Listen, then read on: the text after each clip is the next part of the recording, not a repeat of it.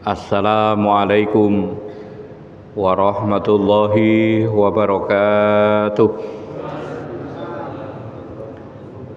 Alhamdulillah Alhamdulillahilladzi anzala as-sakinata fi qulubil mu'minin liyastatu imanan ma'a imanihim walillahi junudus samawati wal ard wa kana Allahu aliman hakima. Ashhadu an la ilaha illallah wahdahu la syarikalah wa ashhadu anna Muhammadan abduhu wa rasuluhu alladzi la nabiyya ba'dah. Qala Allahu ta'ala fil Qur'anil Karim, a'udzu billahi minasy syaithanir rajim. Ya ayyuhalladzina amanu taqullaha haqqa tuqatih wa la tamutunna illa wa antum muslimun.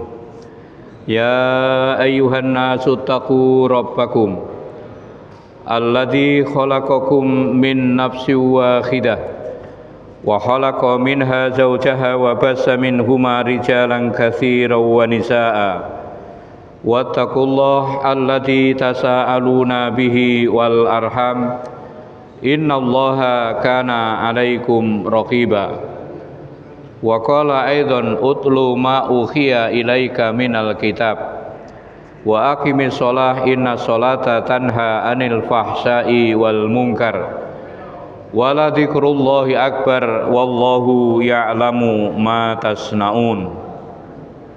Wa qala Rasulullah sallallahu alaihi wasallam, man jaa bis shalawatil khamsi yaumal qiyamah qad hafadha ala wudu'iha wa mawaqitiha wa ruku'iha wa sujudiha lam yankus minha syai'an jaa walahu indallahi ahdan alla yu'adzibahu wa man jaa qad intaqasa minhunna syai'an falaisa lahu indallahi ahdun in sa'a rahimahu wa in sa'a adzabahu.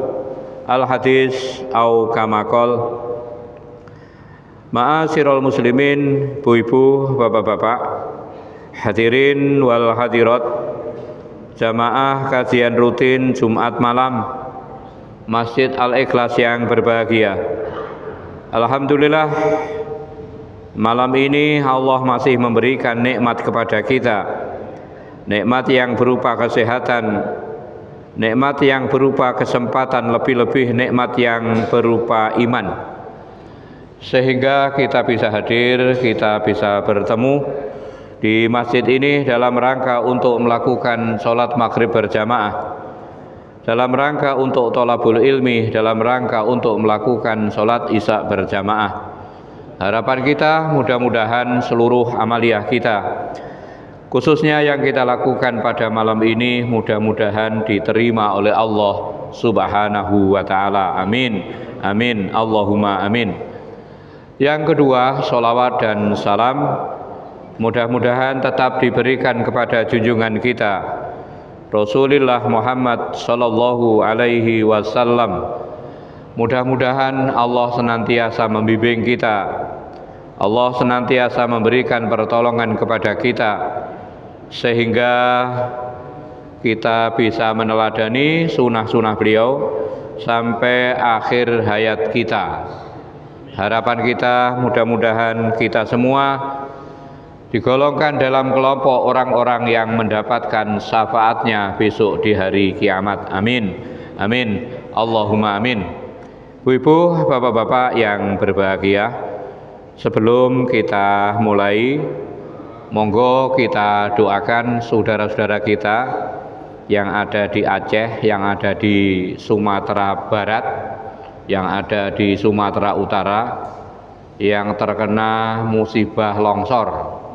Mudah-mudahan yang meninggal semuanya syahid, yang diberikan ujian apapun, mungkin yang hilang keluarganya, mudah-mudahan mereka semua diberikan ketabahan dan kesabaran. Mungkin ada di antara jamaah kita Mas Adi yang katanya baru kecelakaan. Kita doakan yang sakit, mudah-mudahan tetap diberikan kesabaran.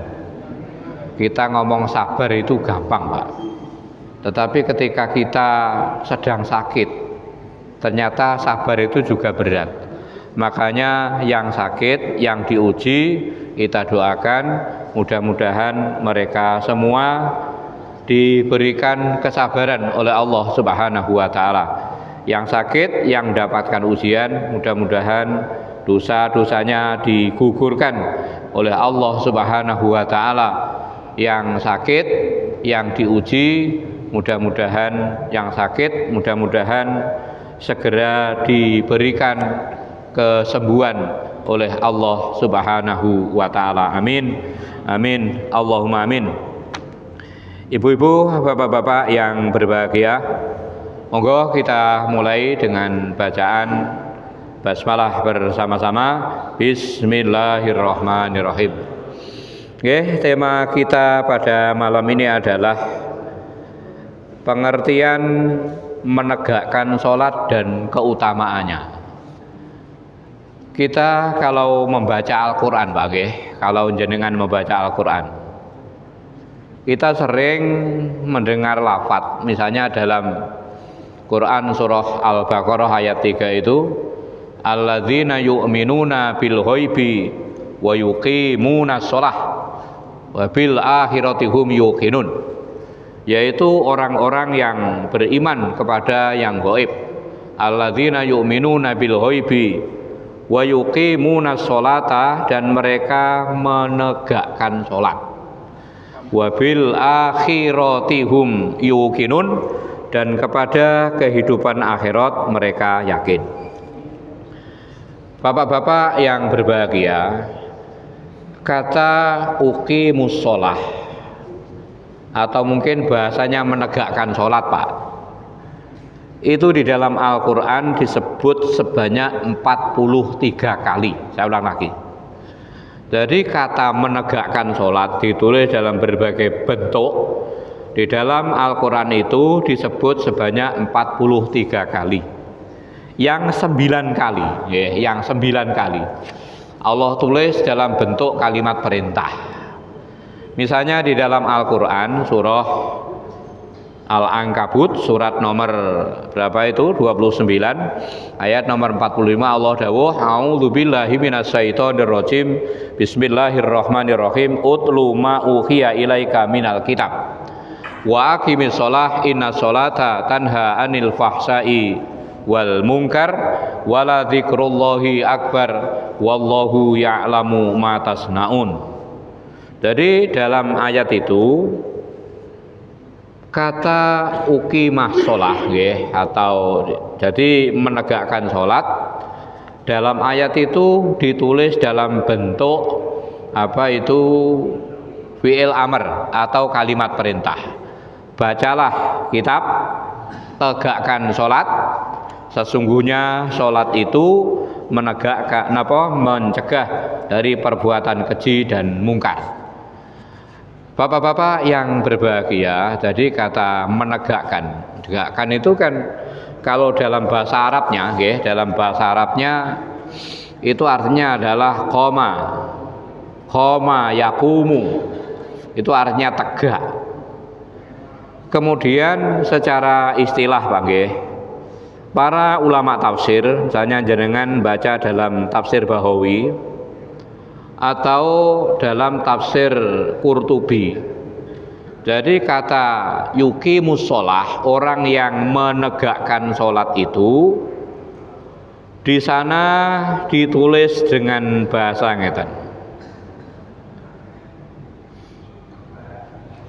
wa yuqimunas sholata ay yudimunaha wa yuhafiduna 'alaiha fi mawaqitiha bi hududiha wa arkaniha wa hayatiha. Jadi yang dimaksud dengan menegakkan sholat itu adalah orang yang melanggengkan sholat, Pak. Artinya orang yang melakukan sholat itu dengan terus menerus. dia menjaga waktunya, dia menjaga batasan-batasannya, dia menjaga rukun-rukunnya, dan dia menjaga keadaan-keadaannya atau bentuk-bentuknya. Nggih. Bapak-bapak yang berbahagia, nggih lebih jelas mawon monggo cek Pak Eko di dalam Al-Qur'an surah Al-Ankabut surat nomor 29 ayat nomor 45. Monggo langsung dibacakan Pak Eko nggih. Bacalah kitab Al-Quran yang telah diwahyukan kepadamu Muhammad dan laksanakan sholat. Sesungguhnya sholat itu mencegah dari perbuatan keji dan munkar. Dan ketahuilah, mengingat Allah, sholat itu lebih besar keutamaannya daripada ibadah yang lain. Allah mengetahui apa yang kamu kerjakan. Utlu ma'ukhiyah, bacakan Muhammad, bacalah Muhammad. Itu kan fi'il amar Pak. Dalam kaidah usul fikih al-aslu fil amri lil wujub. Jadi asalnya yang namanya perintah itu wajib. Utlu, bacalah Muhammad ma'uhiya, apa yang telah diwahyukan kepadamu minal kitab dari Al-Qur'an. Wa aqimis sholah, dan tegakkanlah sholat. Inna sholata tanha anil fahsya'i wal munkar, sesungguhnya sholat itu mencegah dari perbuatan keji dan mungkar. Wala dzikrullahi akbar, dan sungguh ingat kepada Allah itu lebih utama. Wallahu ya'lamu ma tasnaun, Allah mengetahui apa saja yang kalian usahakan. Bapak-bapak yang berbahagia, dalam ayat itu ada dua perintah Pak. Perintah yang pertama adalah Allah memerintahkan kepada kita supaya kita itu membaca Al-Quran. Ayat ini memang diturunkan kepada Kanjeng Nabi. Tetapi ayat ini tidak hanya berlaku untuk Nabi Pak. Ayat ini juga berlaku untuk kita. Makanya ada sebuah riwayat ya. Itu kalau dalam kitab Riyadhus Shalihin banyak sekali keterangan-keterangan. Misalnya Allah Nabi nate dawuh ngeten.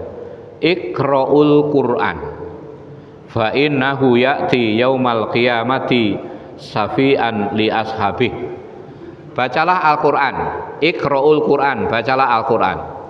Fa innahu ya'ti yaumal qiyamati safi'an.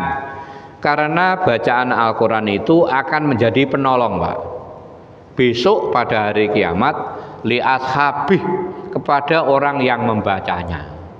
Jadi orang yang orang yang rajin membaca Al-Quran itu, orang yang suka membaca Al-Quran itu, insya Allah bacaan Qurannya itu akan berguna, bermanfaat buat orang tersebut besok pada hari kiamat. Pun nanti kalau aturaken hematullah dulu pada zaman Bani Israel itu ada dua orang. Nabi bertanya, dulu pada zaman Bani Israel itu ada dua orang. Yang satu dia itu setiap setelah sholat baca Al-Quran. Yang satunya kalau malam dia itu melakukan sholat tahajud, kalau siang dia melakukan puasa. Di antara dua orang itu yang lebih baik yang mana? Nabi mengatakan ternyata yang lebih baik adalah orang yang setelah sholat mesti membaca Al-Quran Pak. Dalam hadis itu tidak ada keterangan bacanya berapa juz. Jadi orang yang jadi setiap setelah sholat baca, setiap sholat baca, itu lebih utama Pak. Mungkin jenengan bertanya, Ustaz, saya bacanya tidak lancar. Dalam hadis Muslim itu ada keterangan ngeten, al-mahiru bil Qur'ani ma'a safaratil kiramil bararah walladzi yaqra'ul Qur'an wa yatata'a bihi wa huwa alaihi sakun lahu ajrani.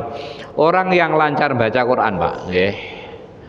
Orang yang lancar baca Al-Qur'an itu insya Allah orang tersebut akan masuk surga bersama malaikat yang namanya kiramil bararah. Orang baca Quran yang lancar itu Pak, kalau saya tidak salah nggih. Orang yang hafid itu loh Pak. Orang yang hafid, yang hafal Quran itu dia baca satu juz itu antara 15 sampai 20 menit Pak. Itu lancar, Pak. Jadi orang yang hafal, ya orang yang hafal itu baca Quran 1 juz itu waktunya itu antara 15 sampai 20 menit. Di masjid saya kebetulan hari ini, Pak, beberapa hari ini ada anak-anak dari Pondok Magetan.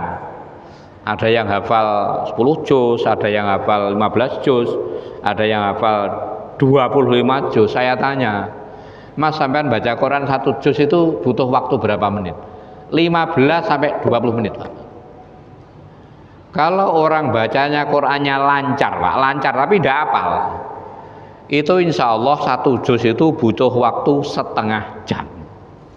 Jadi orang yang baca Quran itu lancar, kata Nabi, orang itu besok masuk surga bersama malaikat yang namanya Kiromil Baroroh. Walladzi yaqra'ul Qur'an wa yatata'ta bihi wa huwa alaihi sakkun.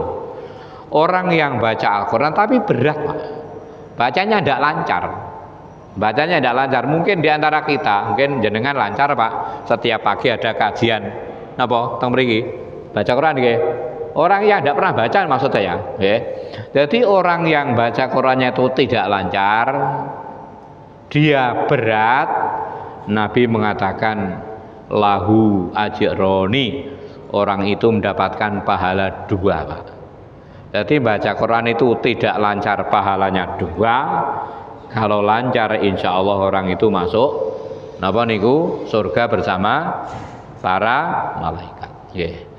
Yang nomor 2 dalam ayat itu Allah mengatakan wa aqimis sholah, dan tegakkanlah sholat. Apa, Pak, yang dimaksud dengan menegakkan sholat? Imam Al-Qurtubi dalam tafsirnya yang bernama apa niku, saya ulangi, Imam Al-Qurtubi di dalam tafsirnya beliau mengatakan yang dimaksud dengan iqamatis sholah atau menegakkan sholat itu adalah adda'uha fi awqatiha bi qiraatiha wa ruku'iha wa sujudiha wa qu'utiha wa tasahhudiha wa jami'u surutiha. Jadi yang dimaksud dengan menegakkan sholat itu adalah orang yang melakukan sholat pada waktunya, Pak. Ulangi ya. Jadi yang dimaksud menegakkan sholat itu yang pertama menurut Imam Al-Qurtubi adalah orang yang melakukan sholat pada waktunya. Apa yang mestinya kita lakukan supaya kita sholat itu tepat waktu? Ya usahakan jamaah, Pak. Insyaallah masjid-masjid sekarang itu, Pak, entah di kota di desa, itu rata-rata melakukan sholat jamaah awal waktu, Pak. Napa wonten masjid yang sekarang melakukan sholat jamaah akhir waktu? Insyaallah tidak ada, Pak, kecuali sholat isya. Makanya supaya sholat kita itu bisa awal waktu, insyaallah yang paling selamat apabila sholat itu kita kerjakan dengan berjamaah di masjid, di masjid.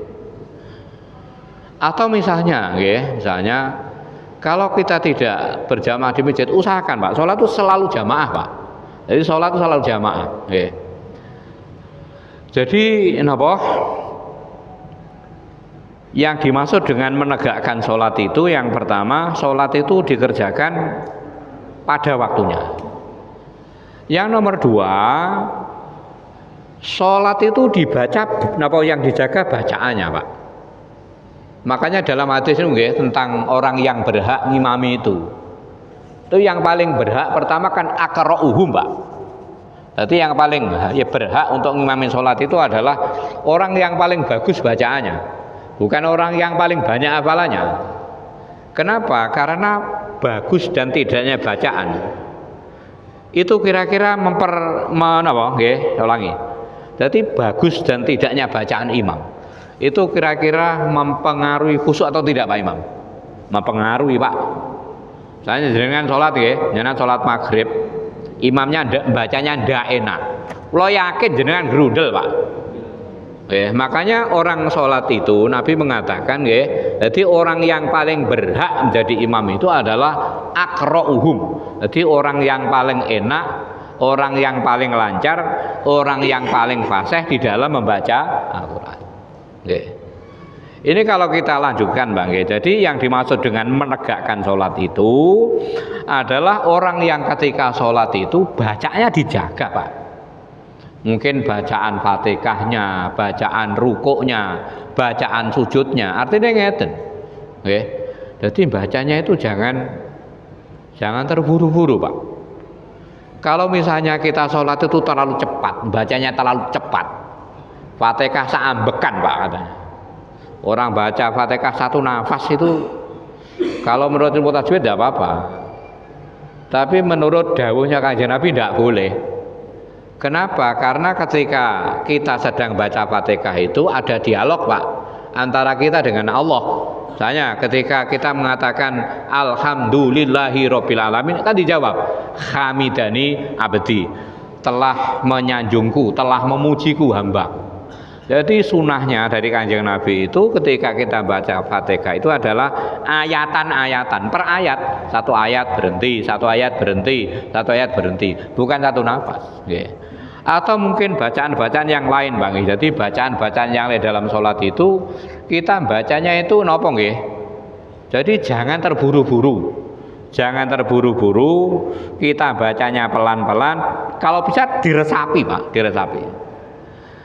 Yang nomor 3 yang dimaksud dengan menegakkan sholat itu menurut Imam Al-Qurtubi adalah waruku'iha, menjaga rukuknya Pak. Jadi menjaga rukuknya, menjaga sujudnya, menjaga duduknya, menjaga tasahudnya, dan menjaga semua syarat-syaratnya. Ibu-ibu, bapak-bapak, hadirin wal hadirat yang berbahagia, ada sebuah riwayat Pak. Ini tentang keutamaan orang yang menjaga sholat Pak. Jadi sebuah riwayat yang bersumber dari Ibu Aisyah, Nabi kita Muhammad Shallallahu Alaihi Wasallam itu pernah bersabda, man jaa bis sholawatil khamsi yaumal qiyamah, barang siapa yang datang pada hari kiamat besok dengan membawa sholat. Artinya orang itu ketika di dunia dia itu rajin sholat Pak.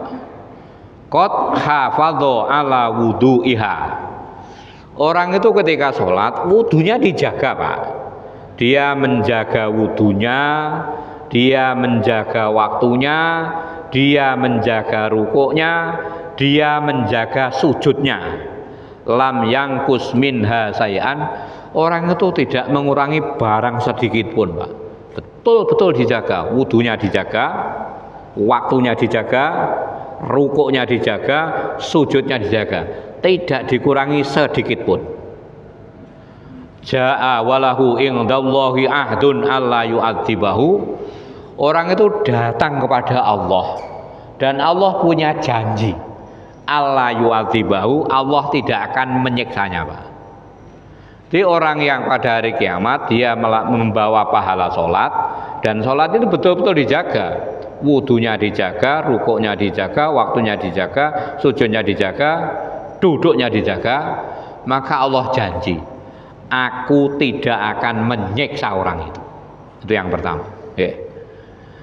Waman jaa qad inghtaqasa minhunna, barang siapa yang dia itu datang kepada Allah, dia juga membawa pahala sholat, tapi sholatnya dikurangi, wudunya tidak sempurna, waktunya mungkin seenaknya sendiri, rukuknya seenaknya sendiri dan sebagainya.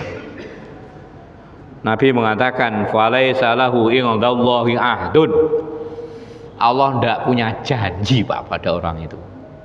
Insa'a rahimahu, kalau Allah mau Pak, Allah mungkin kasihan pada orang itu, Allah mengasihi orang itu, akhirnya sholatnya diterima. Wa in sa'a adzabahu, Atau kalau Allah mau Pak, Allah akan mengazab, Allah akan menyiksa orang itu. Jadi sama-sama membawa pahala sholatnya.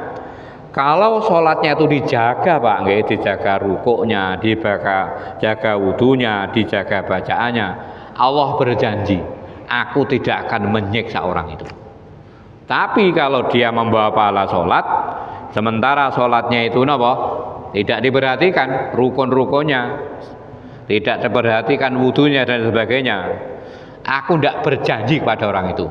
Mungkin orang itu aku siksa, atau mungkin orang itu akan aku beri napa niku kasih sayang, orang itu akan aku kasih. Kemudian dalam riwayat yang lain Pak nggih, ini ada di dalam kitab Fikih Sunnah jilid 1 halaman nomor 57 Pak. Nggih, jenengan bisa baca Pak Eko, nggih, kitab Fikih Sunnah halaman nomor 57, babnya adalah bab sholat. Ini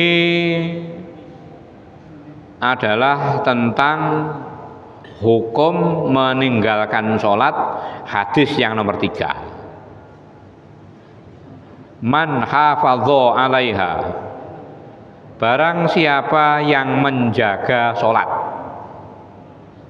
kanat lahu nuron wa burhanan wa najatan yaumal qiyamah, maka orang itu akan punya cahaya, akan punya bukti, akan punya penyelamat besok pada hari kiamat. Ini riwayat yang lain Pak nggih, yang dijaga ya tadi wudunya, rukuknya, sujudnya dan sebagainya. Wa man lam yukhafid 'alaiha, tapi barang siapa tidak mau menjaganya Pak, lam takun lahu nuron, salatnya itu tidak bisa menjadi cahaya besok di alam kubur. Wala burhanan, salatnya itu tidak bisa menjadi bukti ketika orang itu digiring di padang mahsyar. Wala najatan, salatnya itu tidak bisa menjadi penyelamat. Wa kana yaumal qiyamati ma'a qurun, orang itu besok pada hari kiamat dia dikumpulkan bersama Qarun, wa fir'auna bersama Fir'aun, wa Hamana bersama Haman, wa Ubay bin Khalaf, dan dikumpulkan bersama Ubay bin Khalaf.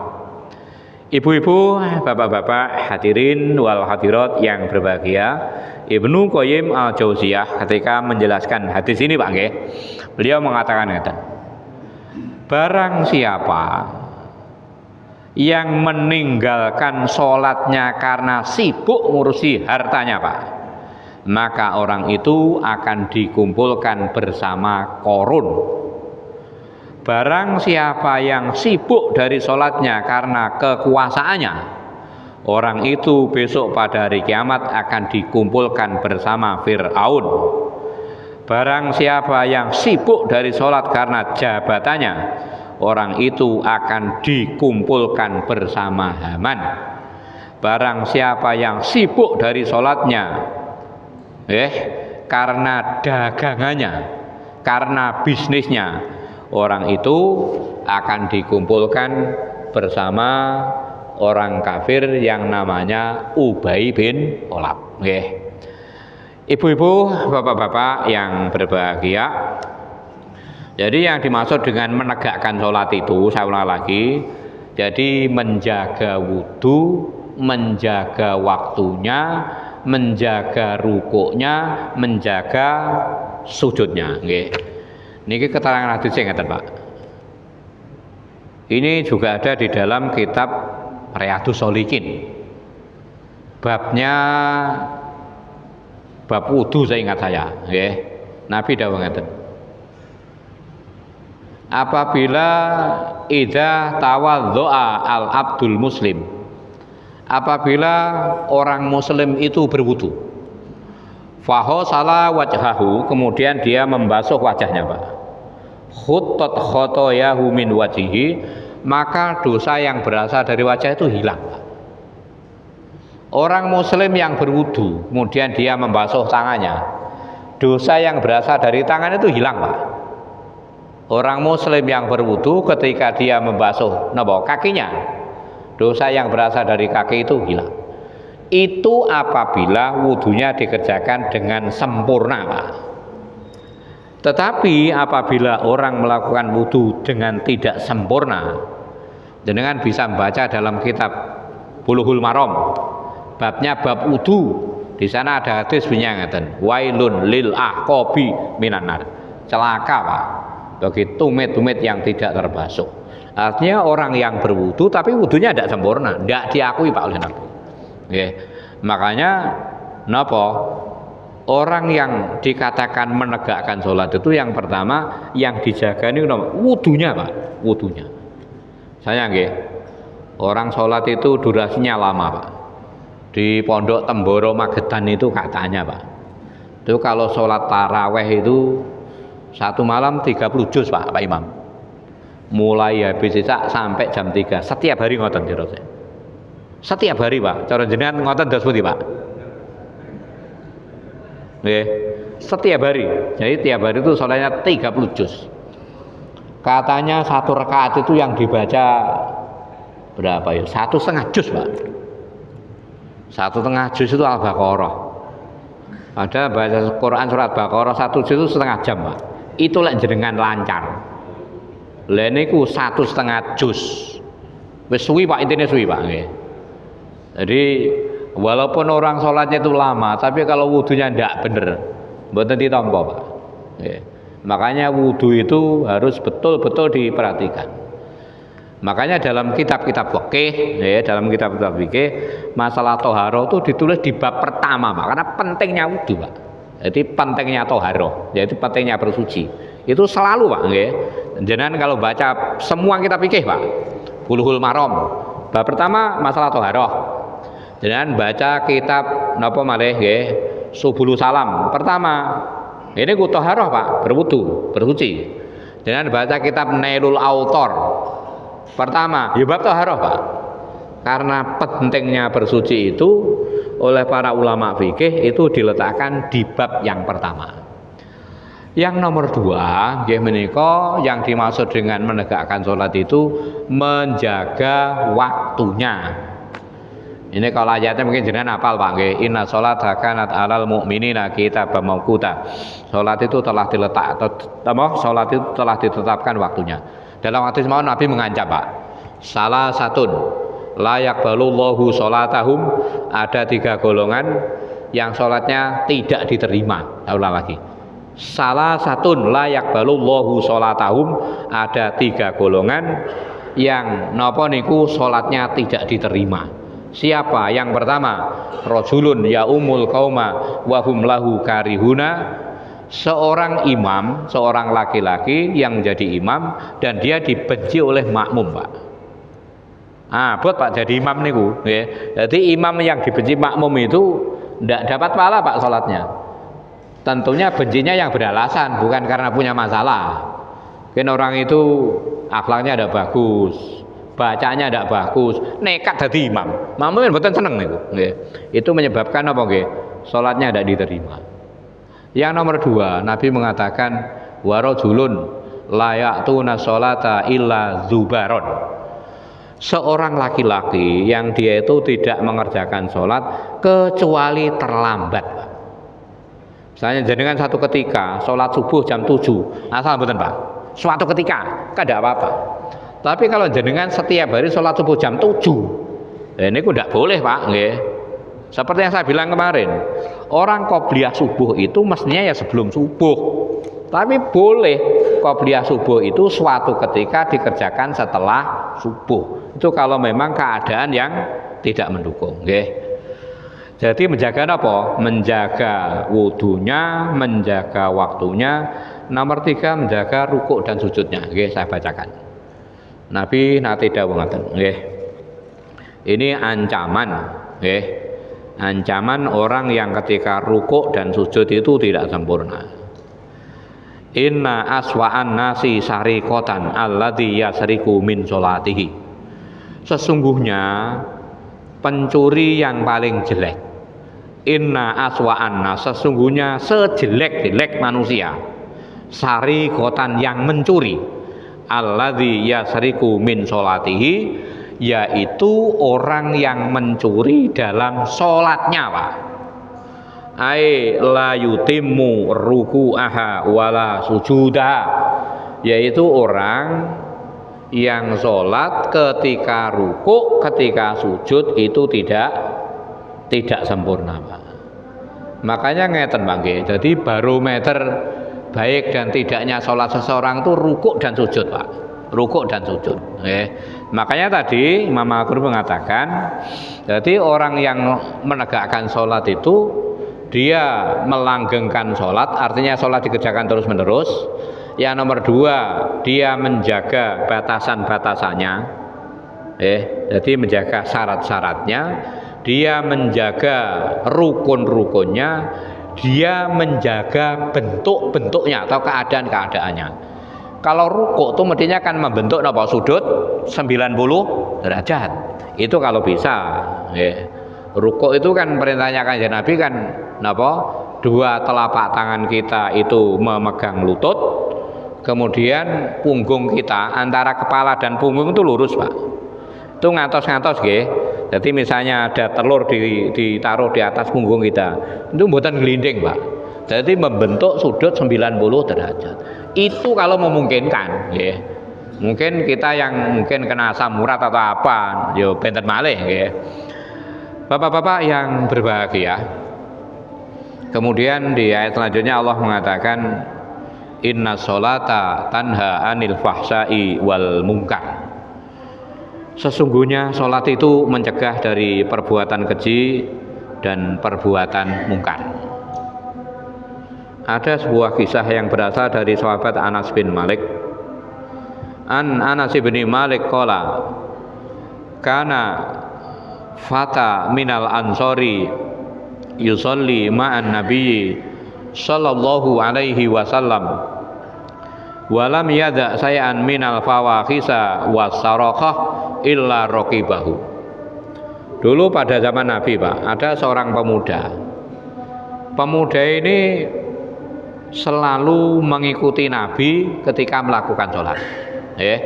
Ada seorang pemuda yang selalu ikut Nabi ketika Nabi melakukan sholat.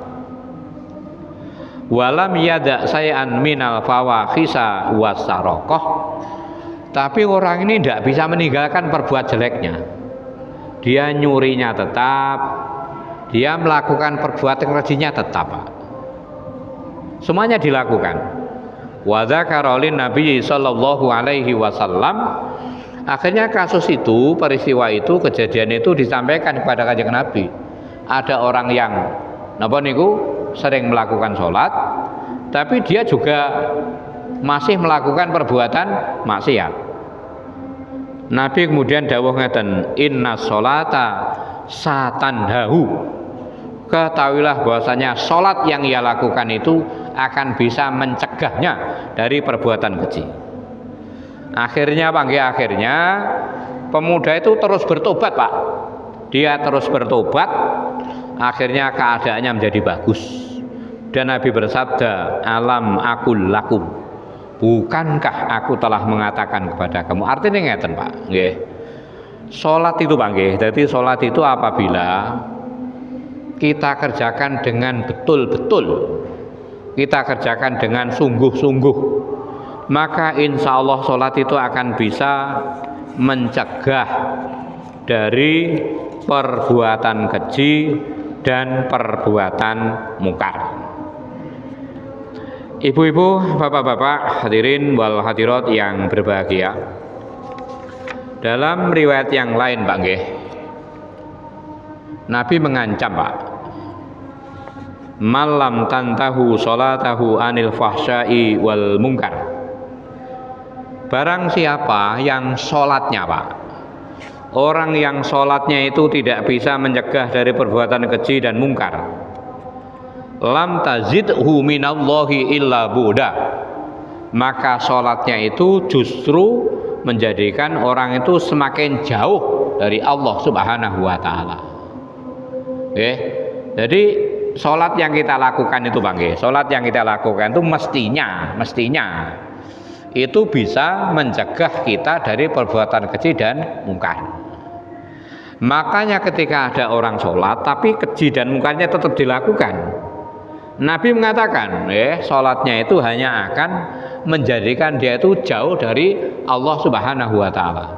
Dalam kitab tafsir Ibnu Katsir, Bang, dalam kitab tafsir Ibnu Katsir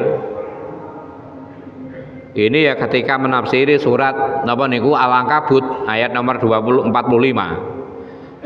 Ada riwayat yang Ani bin Mas'udin ani Nabi sallallahu alaihi wasallam, dari Ibnu Mas'ud dari Nabi Muhammad sallallahu alaihi wasallam, annahu qala, bahwasanya dia bersabda, la sholata liman lam yuti'is sholah. Tidak ada sholat, Pak. Artinya orang itu sholatnya tidak mendapatkan pahala apabila orang itu tidak bisa mentaati sholat. Apa yang dimaksud dengan mentaati sholat? Wa ta'atus sholati antanha anil fahsai wal mungkar. Yang dimaksud dengan mentaati sholat itu adalah apabila sholat itu bisa mencegah dari perbuatan keji dan mungkar. Makanya Profesor Dr. Hasbi As-Siddiqi, Pak, beliau mengatakan orang yang sholatnya khusyuk itu adalah apabila orang itu antara bacaan di dalam sholatnya dan amalan di luar sholatnya itu sejalan, Pak. Sejalan. Misalnya jenengan ketika sholat, jenengan matur Allahu Akbar, Allah Maha Besar. Berarti di luar sholat kita tidak boleh sombong. Jadi orang yang sholatnya khusyuk menurut Profesor Dr. Hasbi As-Siddiqi adalah orang yang bacaan dalam sholatnya itu diwujudkan, dipraktekkan dalam kehidupan sehari-hari. Ibu-ibu, bapak-bapak, hadirin wal hadirat yang berbahagia. Tadi sudah saya singgung satu, Pak, orang yang orang yang melakukan sholat, orang yang menegakkan sholat itu, orang yang menegakkan sholat, maka orang itu insya Allah besok tidak akan disiksa oleh Allah Subhanahu wa Ta'ala. Ada hadis qudsi, Pak, Jadi ada hadis qudsi ini bersumber dari Ibu Aisyah. Qala Allahu azza wa jalla, Allah yang maha tinggi, Allah yang maha gagah, Allah yang maha gagah, Allah yang maha tinggi berfirman, inna li abdi alayya ahdan, sesungguhnya hambaku itu punya janji. Atau ngeten, sesungguhnya aku punya janji kepada hambaku, kata Allah. In aqama sholah, apabila hambaku itu mau menegakkan sholat, li waktiha, pada waktunya. Jadi apabila orang itu mengerjakan sholat pada waktunya, Allah mengatakan, aku punya janji kepada orang itu. Apa janjinya? Allah u'adzibahu, aku tidak akan siksa orang itu, yang pertama. Yang nomor dua, wa an adkhalahul jannata bi ghairi hisab, orang itu akan aku masukkan ke dalam surga tanpa dihitung amal-amalnya. Makanya mungkin jenengan pernah dengar, Pak, jadi ada hadis besok itu pada hari kiamat amal ibadah manusia yang pertama diteliti sholat, Pak. Awwalu ma yuhasabu bihil abdu yaumal qiyamati as-shalah. Amal manusia, amal hamba besok yang pertama kali dihitung, dihisab sholat, Pak. Idza saluhat, apabila orang itu sholatnya bagus, saluha sairu amalihi, amal yang lain salah bagus, Pak. Karena orang yang sholatnya bagus, tidak mungkin, Pak, orang itu mencuri. Berarti kalau orang sholat masih mencuri, berarti sholatnya belum bagus. Jadi besok itu pada hari kiamat yang pertama kali dihitung, dihisab itu sholat. Kalau sholatnya itu bagus, semuanya dianggap bagus, Pak.